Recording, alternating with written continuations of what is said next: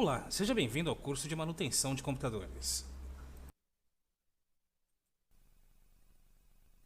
Nesta primeira aula, vamos ter uma introdução à computação. Durante este curso, você vai aprender mais sobre a parte física do computador, ou seja, sobre o hardware da máquina. Mas também vamos abordar a parte lógica do computador, abordando os sistemas operacionais. O computador pode ser dividido basicamente em duas partes, hardware e software. O hardware é a parte física do computador e o software sua parte lógica. Nos últimos anos, os computadores tiveram um avanço muito grande, tanto na parte do hardware como no software. Atualmente, os computadores estão com uma variedade de preço e de desempenho muito grande. Isso permite que cada pessoa consiga achar um computador compatível com a sua necessidade. Antes de começarmos a aprender mais sobre os computadores modernos, vamos rever um pouco a história do computador. Essa história é dividida em 5 gerações. A primeira geração foi marcada por computadores constituídos de válvulas eletrônicas. Essas válvulas eram grandes, caras, lentas e queimavam com grande facilidade. Esses computadores tinham apenas uso científico e estavam instalados nos grandes centros de pesquisa. A primeira geração de computadores se iniciou em 1945 e durou até 1959. Em 1959, entramos na segunda geração de computadores. Esta geração se caracteriza pela substituição das válvulas pelos transistores. Cada transistor substituía dezenas de válvulas, e além disso, não precisavam aquecer, reduzindo o consumo de energia. Nesta geração, os fios de ligação também foram substituídos por circuitos impressos. A partir da segunda geração, os computadores começaram a ser utilizados para fins comerciais. O representante desta geração foi o IBM 1401. A terceira geração foi marcada pela substituição dos transistores por uma placa de silício. Esta placa era menor que uma unha, por isso recebeu o nome de microprocessador. Desta maneira, as máquinas se tornaram mais velozes, com um número maior de funcionalidades. O preço também diminuiu consideravelmente. A linguagem de programação foi simplificada e já se podia programar através de mnemônicos, comandos abreviados. Esta linguagem denomina-se Assembly.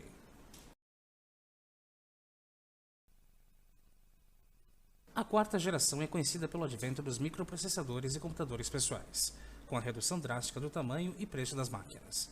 As CPUs atualmente realizam bilhões de operações por segundo.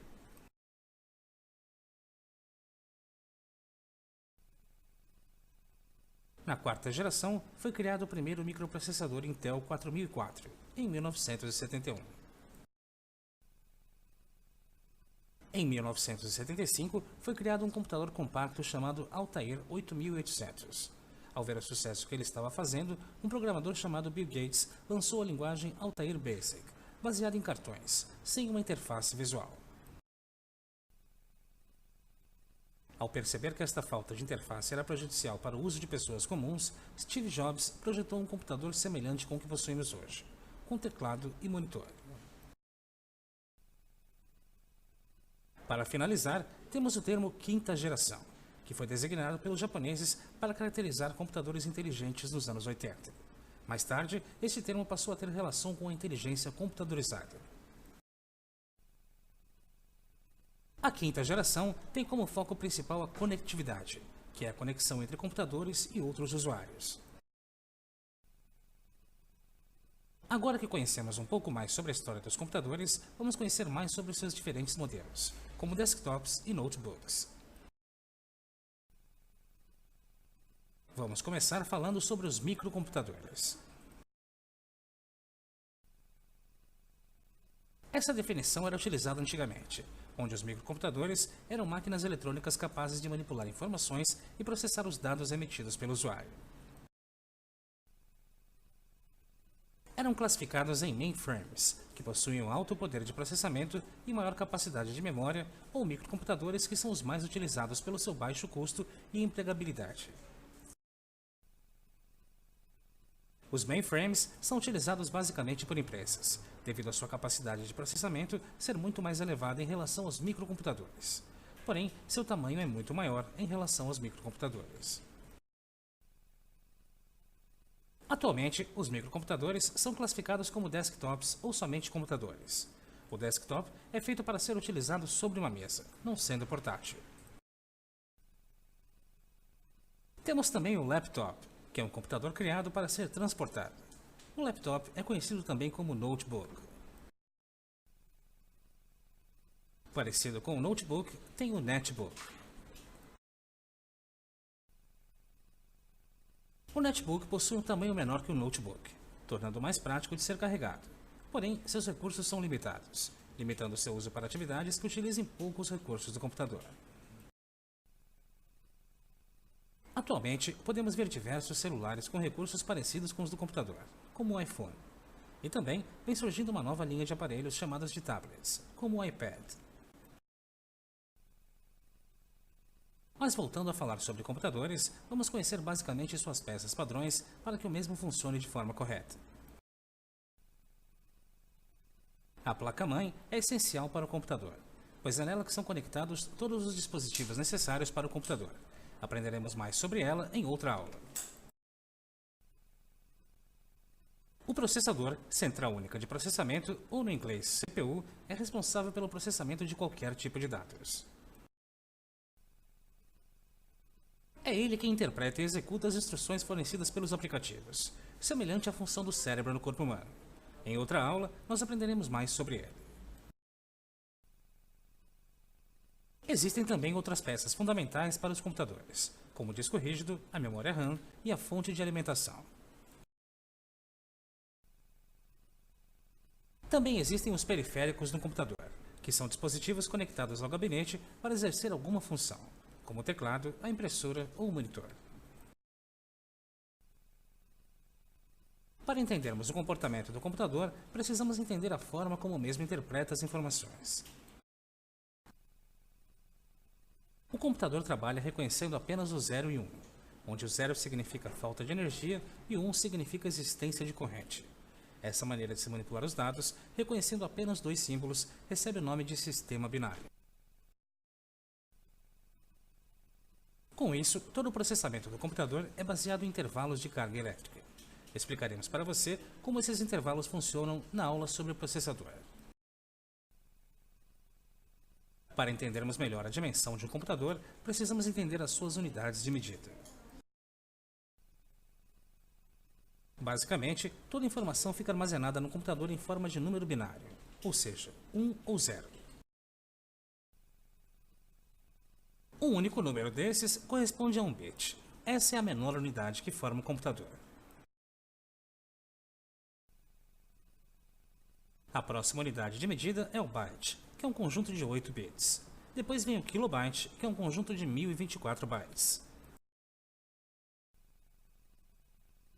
Após temos o megabyte, que é um conjunto de 1024 kilobytes e assim por diante. Com o avanço da informática, podemos notar que os padrões de armazenamento estão mudando. Por exemplo, a maioria dos discos rígidos está sendo classificado por sua capacidade de armazenamento em terabytes, sendo que antes eles eram classificados por gigabytes. Outro caso é o pendrive, que atualmente está sendo classificado por sua capacidade de armazenamento de gigabytes, sendo que antes a sua classificação ocorria em megabytes. Agora que conhecemos mais sobre o computador, vamos aprender um pouco sobre as portas de comunicação. As portas podem ser físicas ou lógicas, no qual podem ser feitas conexões, ou seja, canais em que os dados são transferidos entre um dispositivo de entrada e o processador, ou entre o processador e um dispositivo de saída. As portas lógicas são, por exemplo, as conexões do computador com a internet e a porta física e o meio de conexão do computador com os seus periféricos. As portas físicas são plugs, que permitem que dispositivos externos se conectem ao computador para exercer diversas funções. Temos como exemplo o mouse, o monitor, a impressora e uma webcam. Essas funções que os dispositivos exercem são classificadas em duas formas: dispositivos de entrada ou de saída. Os dispositivos de entrada são aqueles que recebem uma ação e enviam para o computador, como o teclado, que quando tem sua tecla pressionada, envia um sinal ao computador indicando isso. Os dispositivos de saída são aqueles que mostram o que o computador está fazendo, como o monitor ou a caixa de som. E também há os dispositivos de entrada e saída, como a impressora, que funciona como um dispositivo de entrada quando escaneia um arquivo e como dispositivo de saída quando imprime uma foto. Existem basicamente as seguintes portas de comunicação: porta serial, USB e FireWire. A porta serial é uma das conexões mais básicas para o computador, porém ela vem sendo substituída pela porta USB. Essa porta recebe esse nome porque transmite os dados de forma serial, ou seja, um bit por vez. Em 1995, um conjunto de empresas, entre elas Microsoft, Intel, NEC, IBM e Apple, formou um consórcio para estabelecer um padrão. Surgiu então o USB Implementers Forum. O USB é a sigla para Universal Serial Bus. Existem diversas versões USB, porém as utilizadas em larga escala são a 1.1, 2.0 e atualmente a 3.0, que atinge cerca de 4,8 GB por segundo de velocidade de transferência. O padrão USB tem crescido muito, pois ele possui diversas funcionalidades que tornam mais prática a instalação de dispositivos ao computador.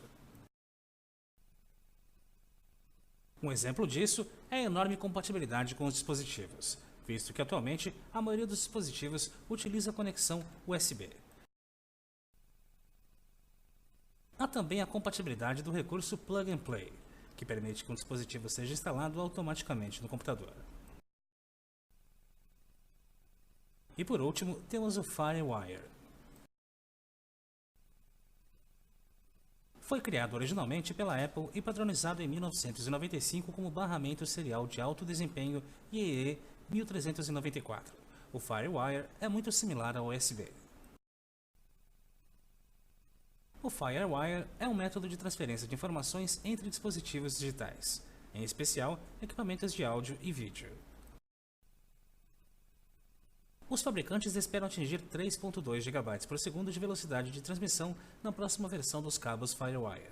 Atualmente, a velocidade de transmissão está em 800 MB por segundo.